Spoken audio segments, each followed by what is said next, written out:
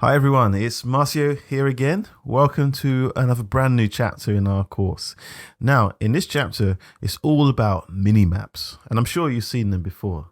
This is the type of map that sits in the corner of the screen, like the top right hand corner, and it shows you a plan of your projects, the architecture space you're in, and it also shows you your actual position so that you can find yourself in relation to other areas on the plan. So it's a really nice feature for ArchViz presentations.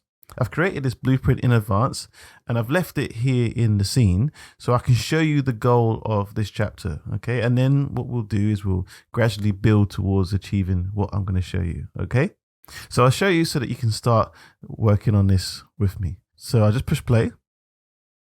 Okay, and to activate the minimap, I'll press the M key.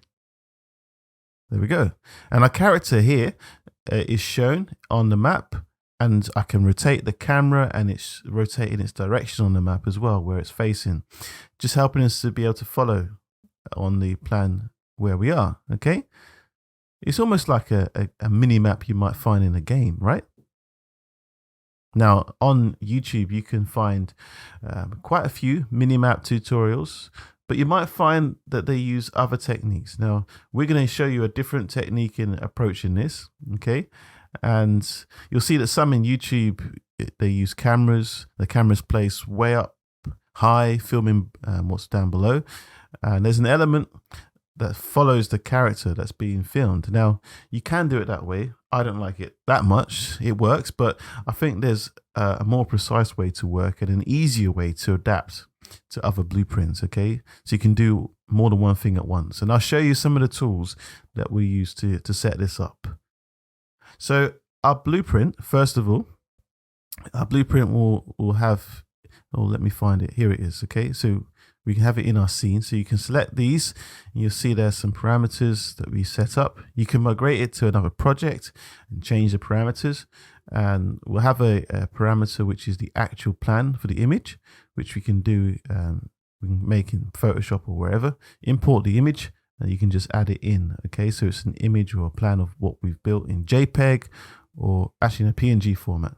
So here we can choose the width of the window, how many pixels would be made of. I think it's 600, but you can double it, for example, just to make it a bit bigger if you want to. Okay, so if it's better for you to have it this size, then great, go for it. Or you can make it smaller, depending on your screen. Okay, so that gives you the ability to just plug and play. Once you've made the blueprint, you can use it wherever, and we can control it through here as well. The opacity, you can set it to 1 or you can set it to maybe 0.5 or whatever. So that's it. A great blueprint to use. It does involve some calculations, but it's nothing too complex. Okay, and we're going to show you the methodology and the workflow of how to achieve it. So to do this, we'll split the chapter into different sections just so it's easier for us to follow. Okay, so we have an introductory class to show you this map, how we're going to work towards achieving our goal, but we'll start from scratch in the next class. See you then.